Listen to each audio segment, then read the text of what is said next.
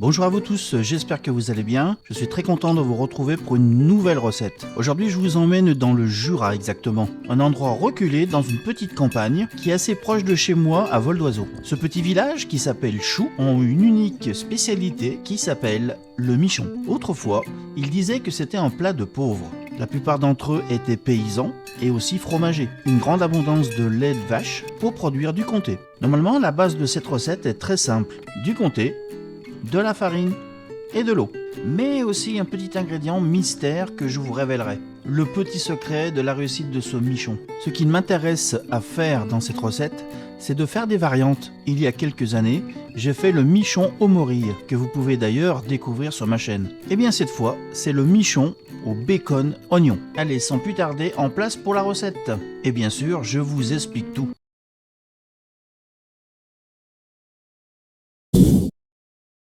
Je vais m'occuper des oignons. Prenez 2 beaux oignons, émincez-les grossièrement. Ce n'est pas grave s'ils sont pas trop fins. Cela apportera un peu plus de mâche dans le michon. Je vais tout de suite les utiliser pour les réduire.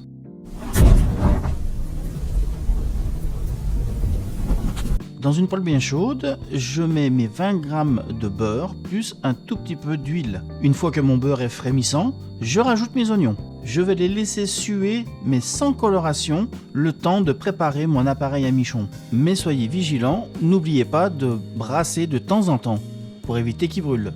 Maintenant, je peux enchaîner sur le comté.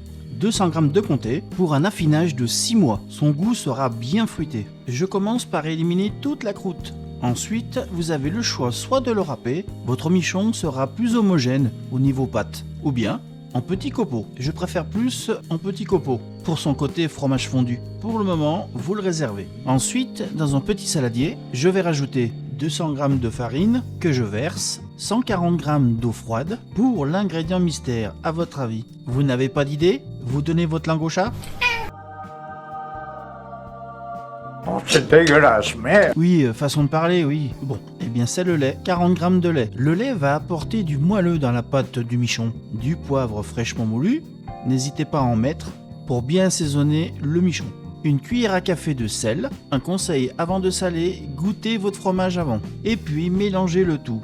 Je suis sûr de ne pas avoir de grumeaux. Vous savez pourquoi? Parce que j'ai utilisé de l'eau froide. Donc je suis sûr de ne pas avoir de grumeaux. Mais il faut quand même de l'huile de coude, il faut brasser énergiquement. Et voilà, c'est parfait. Je rajoute 100 g de bacon coupé en lardons.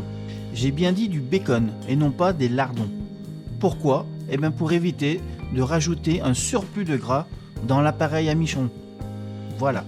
Cette fois je peux rajouter mon fromage. Et je fais la même opération, mélangez bien votre appareil.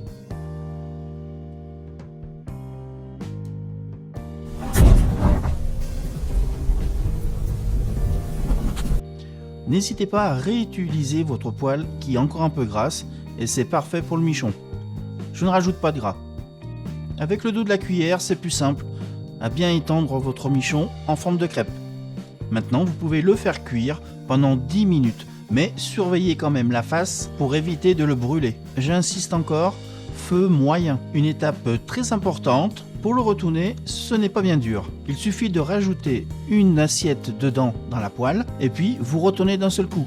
Et voilà, refaites la même opération pour la deuxième face. Et c'est prêt. Regardez, les faces sont bien dorées, bien cuites et moelleux à l'intérieur. Allez, place au dressage. Vous pouvez rajouter un peu de persil ciselé ou même de la ciboulette. Et regardez comme c'est beau.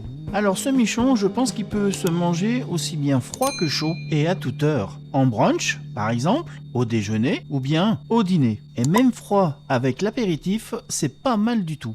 Et bien voilà les amis, je vous souhaite un bon appétit. Merci d'avoir suivi cette recette jusqu'au bout. Et j'espère qu'elle vous a bien plu. Et je vous dis à très bientôt pour une prochaine recette. Allez, ciao, bye. Comme ton beefsteak. Sauf que le beefsteak, ça sert à rien, le patron l'a déjà fait, il a craché dessus. Ah non, pas cracher, le patron, il crache pas dans les plats. Allons vieux, même dans les grands restaurants, on crache dans les plats, alors dans ce taudis, je vois pas pourquoi il se ferait chier. Ah, je vous laisse manger, bon appétit. Ah, encore une chose. Je vous conseille d'éviter la mousse au chocolat du patron.